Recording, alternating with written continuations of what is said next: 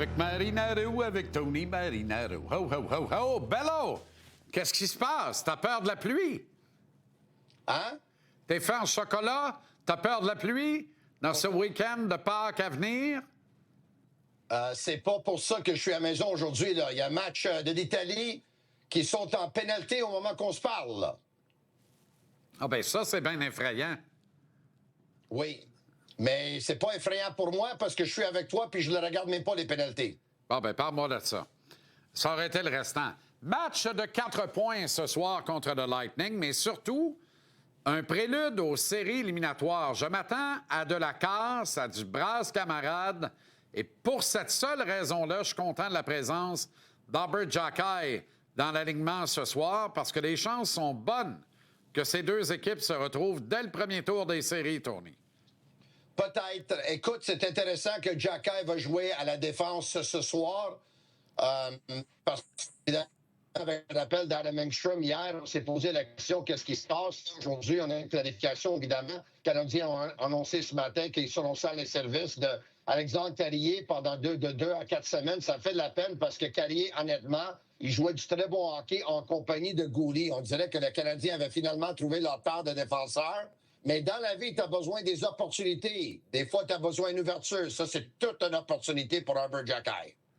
C'en est toute une ce soir. J'aurais aimé le voir du côté gauche, mais je pense que Goulet fait très bien à gauche. On aime le hockey qu'il nous donne et on ne veut pas le déstabiliser, Tony. En ce sens-là, c'est une bonne nouvelle. Par contre, il y aura des bouchées doubles à prendre pour racheter peut-être les erreurs d'assignation de Xhekaj ce soir, là, qui a de la difficulté depuis le début de la saison. Ça risque pas d'être meilleur du côté droit.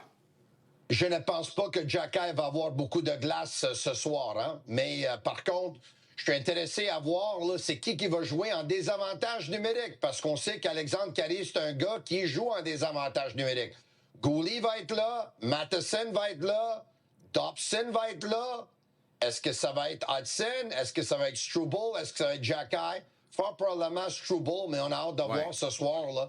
Parce que, évidemment, le fait que Struble joue, le fait que Xhekaj joue, vraiment, Xhekaj, c'est toute une opportunité pour lui. Lui qui avait raté 5 matchs consécutifs à la défense. Oui, attends-toi à voir Struble en situation de désavantage numérique également. Il n'y a pas de doute dans mon esprit.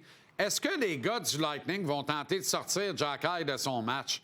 Est-ce qu'il y a des gars du Lightning qui vont essayer Xhekaj? On n'aurait pas dit ça de cette équipe-là il y a 1 an à peine.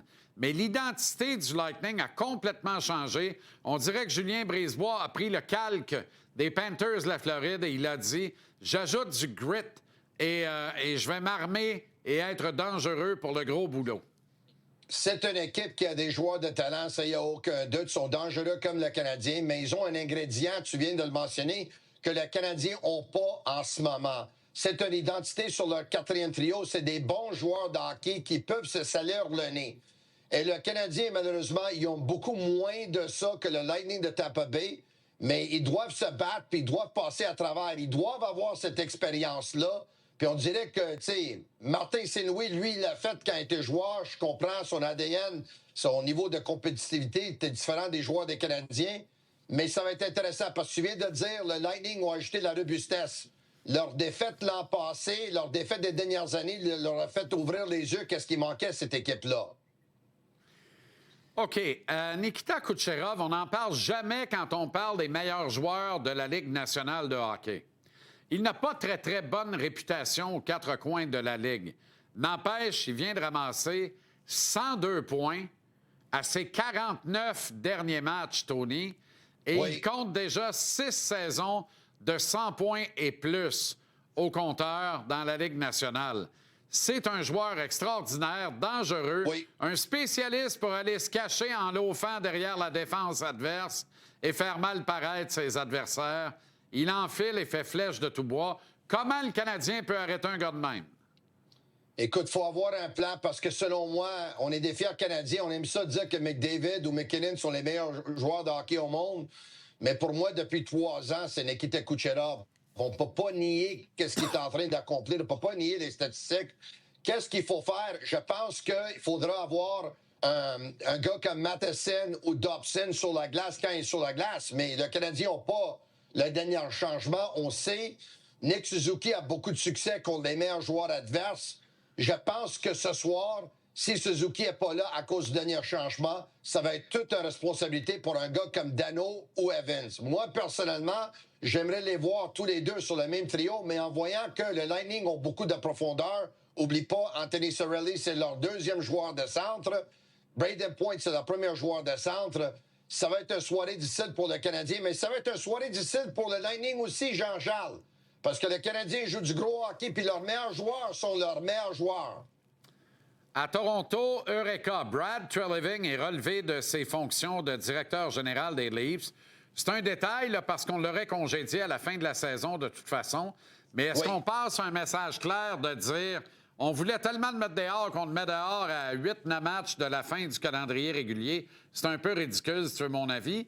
N'empêche, il est parti, n'en parlons plus. Quelle est la suite à Toronto? Ça risque d'être intéressant. Mais selon Elliot Friedman, ça se peut que Brad Treliving a dit à Keith Pelly, écoute, là, je sais que je suis dehors, on m'en parle, t'es en train de passer tout le monde en entrevue, t'es en train d'appeler tout le monde. Donc, si tu vas le faire à la fin de la saison, au lieu d'attendre, fais-le tout de suite, s'il vous plaît. Donc, ça, c'est peut-être une théorie qui fait beaucoup de sens si on y pense, parce que sinon, les Leafs de Toronto auraient congédié Brad Treliving, soit durant la pause des Jeux olympiques ou soit durant, évidemment, la semaine de la date limite des transactions. Quelle est la suite? Je pense que, écoute, le nom qui circule en ce moment, évidemment, ce matin, le nom qui circulait beaucoup était Doug Armstrong, ancien DG des Blues de Saint-Louis.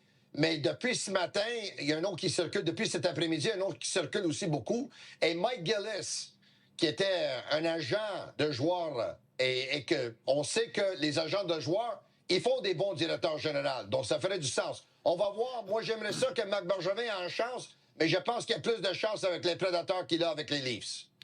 Bien, tu touches un point intéressant. Si je suis la haute direction de Maple Leaf Sports and Entertainment, j'attache une importance particulière à la candidature de Marc Bergevin.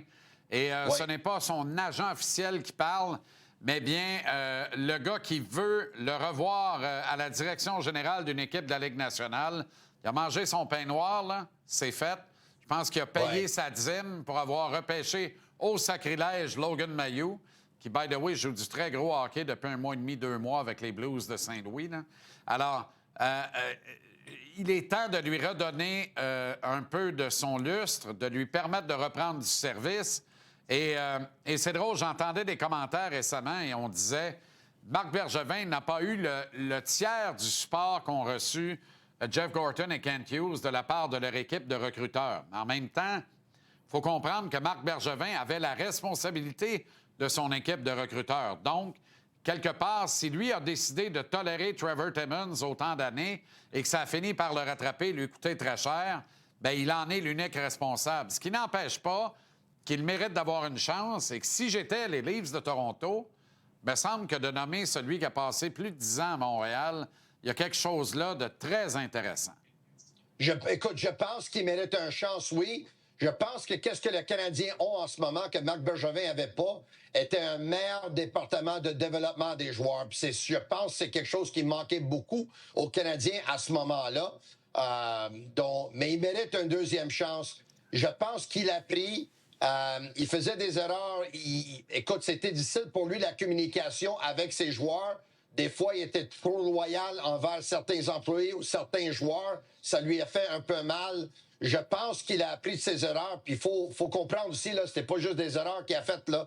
Parce que la transaction pour amener Nick Suzuki était tout un. Le repêchage de Cole Caulfield, évidemment, est excellent. Marc Bergevin, il a fait des bonnes choses aussi, là. Il a amené une équipe en finale de la Coupe Stanley aussi, là.